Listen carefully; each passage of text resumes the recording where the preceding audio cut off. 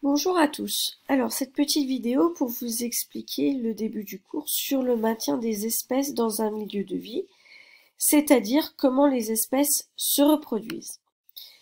Alors, on avait fait essayé de tenter d'expliquer cette première expérience.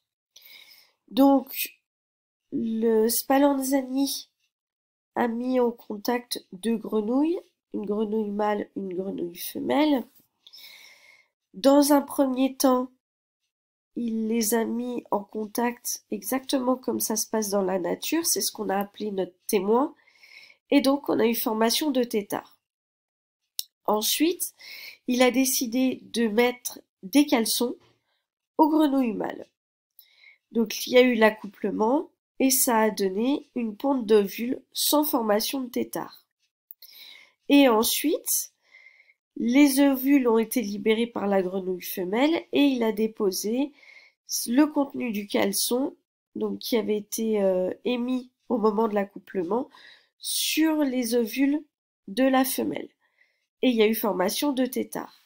Donc on en a déduit que le sperme produit par le mâle est nécessaire à la formation de têtards. Mais que ce qui est aussi nécessaire, ce sont les ovules libérés par la grenouille. Donc les ovules et le sperme. On va détailler un petit peu ce qu'il y a dans ce sperme et dans ces ovules. On a fait un second type d'expérience où on a mis dans deux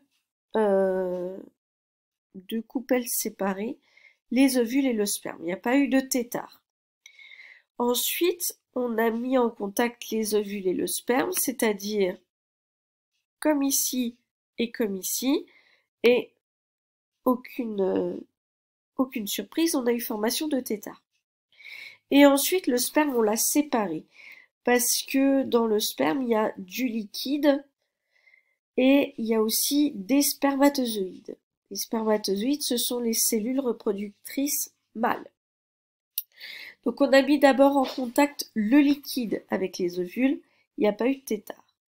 Et quand on a mis les ovules avec les spermatozoïdes, on a eu formation de têtard. Donc on peut en conclure que les spermatozoïdes et les ovules doivent être en contact pour former les têtards. Les spermatozoïdes et les ovules, quand ils vont fusionner, ça va s'appeler la fécondation, et ils vont donner naissance à un nouvel individu qu'on va appeler au tout départ une cellule œuf. Alors, on va regarder plus précisément l'allure de ces spermatozoïdes et de ces ovules.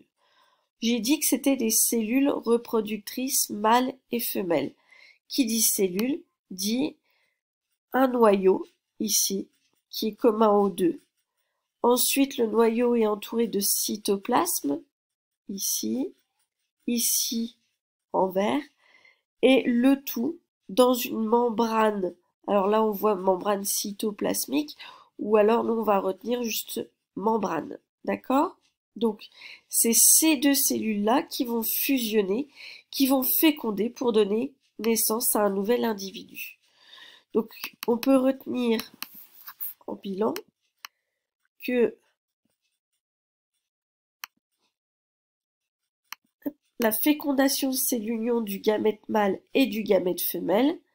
Et selon le mode de vie des espèces, on va voir que la fécondation n'a pas lieu au même endroit. D'accord?